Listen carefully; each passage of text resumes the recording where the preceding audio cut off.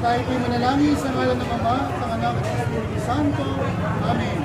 Si Kristo na anak ng Diyos ay dumating sa daigdig upang kanyang nakunin ng mga nagkakatapata ng mga anak ng Diyos. Anumang daan at sa ating naghahatid sa mga tao para ipon ay pauna ayon sa layunin ng Diyos at ito magpagpasahin ng mga pinaglalayo ng mga sulbog, ilaw at mga tayo na inakuha. Kayo nang manalangin sa Panginoon upang kanyang paspasan at sinawa at ikinabang sa mga ganyan. Ang mabuting balita ng Panginoon ay kay San Juan. Puri sa iyo,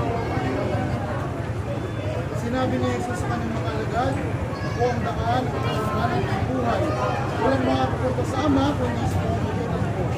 Kung kilala ninyo, kilala na rin niya siya, ang aming Ama. Mula ngayon, ay kilala niyo siya at ang mabuting balita ng Panginoon, pinupuli ka namin, Panginoon ng Kristo. Ano po sa lahat, congratulations po sa mabuting ito. Dahil tayo ay labas ba sa hindi sa atin.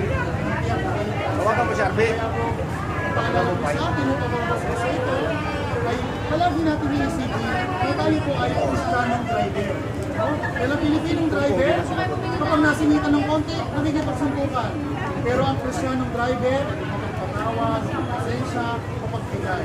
Kaya po palagi tayo daan, magsasabot po yung motor at ang bumaba, palagi sumag. Hindi po, congratulations.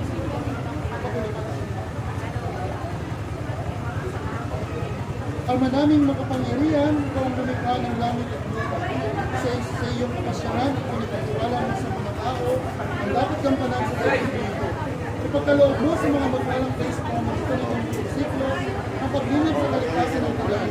Sa kanilang pagparoon sa gaway na sa paglilibang, iyong ipadamang si Kristo ay kasama sa daan.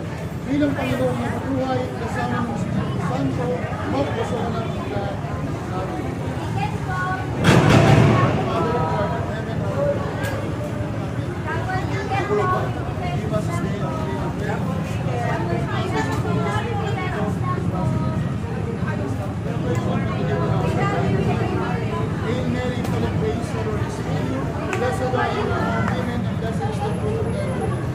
Holy Mary, Mother of God, pray for us sinners, now and at the hour of our death. Amen. Patnubayan kayo ng pomong kapal sa inyong paglalakbay upang sumayin ang kapayapaan na maluwalhating pagdating sa buhay na walang hanggan. Amen. Ito dapat hindi na po yung motor